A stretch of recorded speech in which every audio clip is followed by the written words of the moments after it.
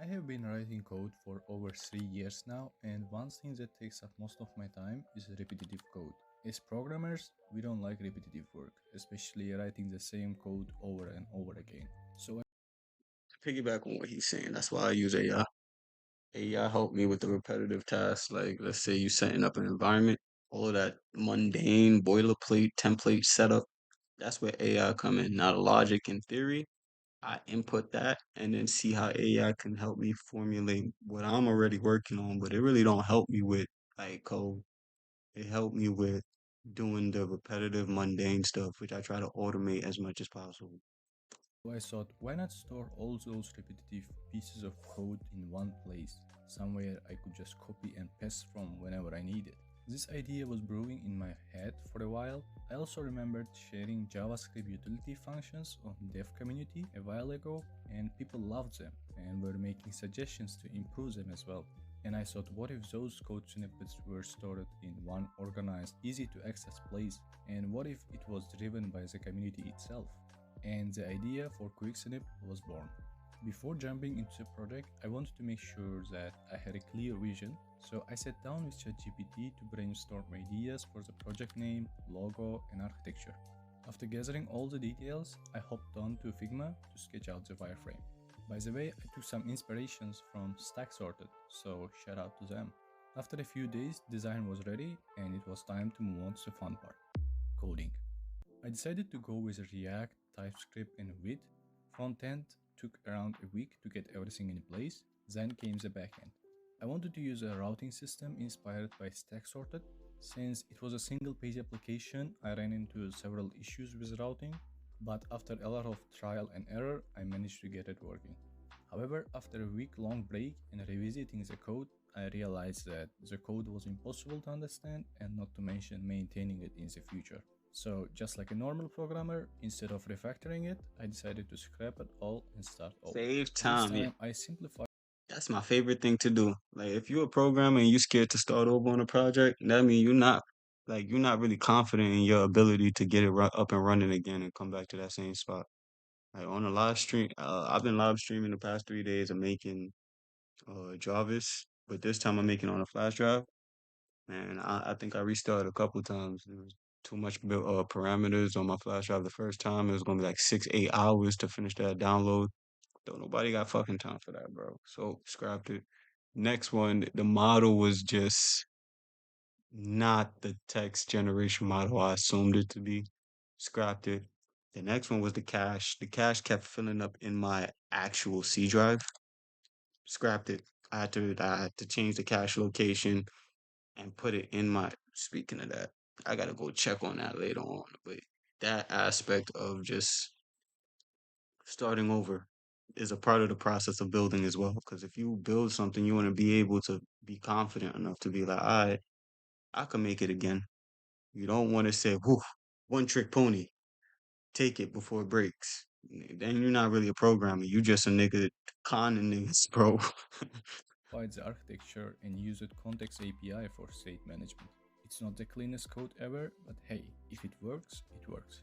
For syntax highlighting, I chose React Syntax Highlighter powered by Prism.js because it was super simple and easy to integrate.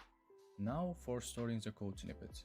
I took inspirations from other open source projects and decided to use a local database so others can add their own snippets easily. The snippets are stored in JSON files under public data folder. Each programming language has its own file, and within each file, snippets are grouped into categories. Here's an example of how it's structured. For the code part, initially I used single line string to store the snippet code. It was compact, but at a cost of readability. After some back and forth with ChatGPT, I realized that I could use arrays instead. That made the code so much easier to inspect and understand. After many more UI adjustments and hours spent cleaning up the code, QuickSnip was finally coming together. But there was something missing. For every open source project, there should be a clear documentation to help contributors understand what your project is about and how they can contribute. I wasn't very experienced with managing open source project, but by Project. some chance, Oh, if you type some website. contributing.md into your browser, it will take you directly to an awesome guide to help you get started with. Let's check out the website first. Array manipulation, partition arrays, remove duplicates. Oh, let's see if it had string manipulation. Does it have concatenation at all with JavaScript? That would be because I know it's not a big thing, but capitalized string.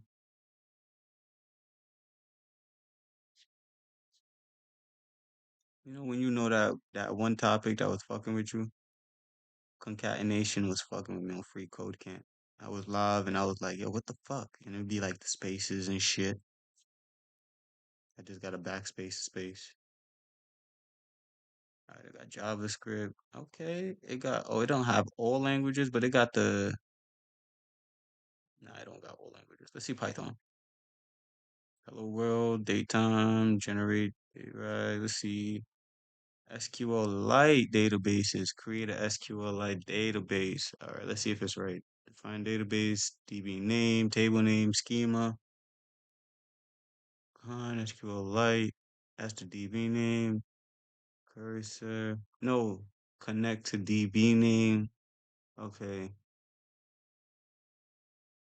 DB name is right here. Example DB, table name, users. Alright, cool. This little, let me bookmark it. Quicksnip.dev and bookmark this. That's pretty cool to have, you know? Open source projects. After some research, I managed to create beginner-friendly guides in both README and contributing files. QuickSnip is now live on Netlify. You can check it out at quicksnip.netlify.app, whynot.com, because, well, I am broke right now, but hey, if this video gets 50 likes, I will buy a custom domain. I also launched QuickSnip on Product Hunt. It's my first time launching a project there, so now you can leave your reviews there as well. Speaking of contributions, you can either help by adding new snippets or improving the code.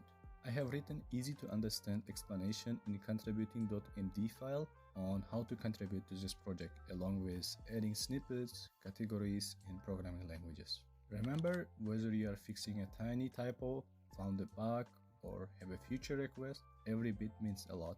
Thank you. After weeks of coding and debugging, I can now proudly check off this mark. Wait, there are still more. Okay, let's talk about future plans. For now, the search functionality is not working yet. I have been looking into Algolia as a solution and I am planning to implement it soon. So stay tuned. I will keep adding more features based on your feedback and suggestions to hopefully make our coding journey easier and more enjoyable. To wrap it up, here's a question. Do you have a favorite code snippet that you use all the time? I would say I have a favorite code snippet that I use. Well, actually, honestly, just because of, I guess, less time behind the computer, given more to GPT, I would say just making objects in C, game development, C, C plus, C sharp, and Python. Honestly, I would say, yeah, just making objects or making like, yeah, objects. Because when you make an object, it's easy to call on them. So snippets is like not hard. We're just keeping it as simple as a div from HTML. I'm not trying to like fucking crack no code and sound like no level 10 programmer. Don't nobody give a fuck about that. I got tools that make me look like one. And then tools that make me learn to get like one as well. So like what code snippet you use is like not important. What's important is you make sure the future plans is upheld to. Like I'd love to come to this website and it's like maybe even hourly updates, minute by minute updates. Think about it as a social media platform for developers because developers really don't have that. And we do have a community. The music community got their platforms. You feel me? Everybody got their platform. We kind of got and developers is in a weird situation because we were idiots on a platform that you make. So like, can we like shift the platform to like maybe a code snippet platform would be the best for us? You feel me? Or just a location where developers are on an app. Make it a fucking game. Make it something that's like universal for everyone. But don't nobody need to be focused on library of code snippets. We need to be focused on this library getting more code snippets. Like, I might add on to it, open source shit, but make sure the product is good first.